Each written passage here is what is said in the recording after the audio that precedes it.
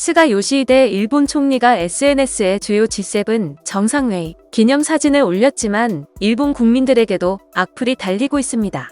기념사진에는 센터가 아닌 가장자리에 위치해서 사진을 찍었지만 사진을 잘라 올리면서 역풍을 맞고 있습니다.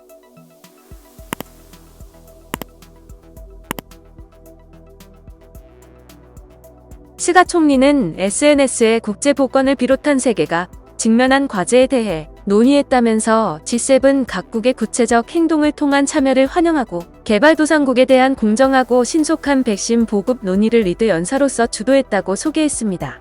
이어 G7으로서 제대로 성과를 남길 수 있게 각국 정상과 논의하겠다고도 했습니다.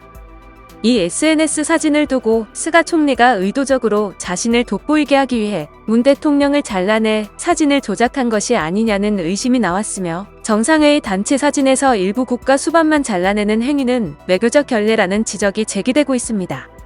또 스가 총리는 미국과 각별한 사이임을 내세워왔는데 일본 정부가 문 대통령부터 사진에서 자르면서 문 대통령 바로 옆자리에 위치한 바이든 미 대통령까지 잘려진 것은 불가피한 선택이 아니었겠냐는 분석도 나오고 있습니다. 일본 네티즌들은 G7에서 유일하게 영어도 못하는데 니들아니 개그하느냐. 적어도 국익과 G7의 신뢰를 잃을 짓은 하지 말라. 그 장소는 당신 같은 사람이 있는 장소가 아니다. 정말 부적절하다. 거짓말쟁이. 최소한 리드 단어의 의미는 알고 있느냐? 무능하다.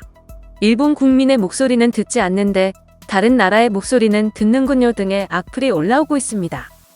G7 정상회의에서 스가 총리는 타국 정상들과 잘 어울리지 못하고 낯가리는 듯한 모습을 보였습니다. 스가 총리와 조 바이든, 미국 대통령 등 G7 정상들이 영국 코널의 해변에 마련된 무대에서 기념사진 촬영을 위해 입장할 때부터 촬영을 마치고 퇴장할 때까지 모습이 담겨 있지만 스가는 다른 정상들과 대화하는 모습을 보이지 않고 있습니다. 이 영상을 본 일본 네티즌은 누구와도 한마디 나누는 것 없이 국제적인 고립감이 있는 스가 쇄국을 하고 있는 것인가라고 말했습니다. 앞서 스가 총리가 4월 바이든 대통령과의 정상회담에서 성을 뗀 이름으로 부르며 사람들 앞에 나섰는데 두 정상은 이번 정상회의에서는 친밀함이 보이지 않았습니다.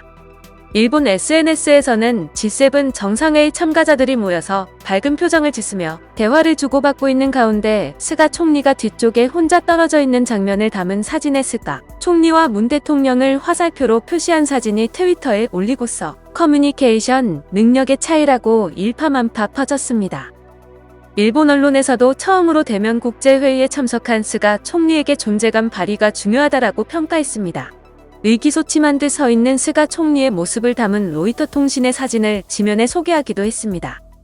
스가 총리는 일본 기자들과의 간담회에서 처음부터 사람과 사귀는 것이 서투른 편이라고 자신의 성격을 말했습니다.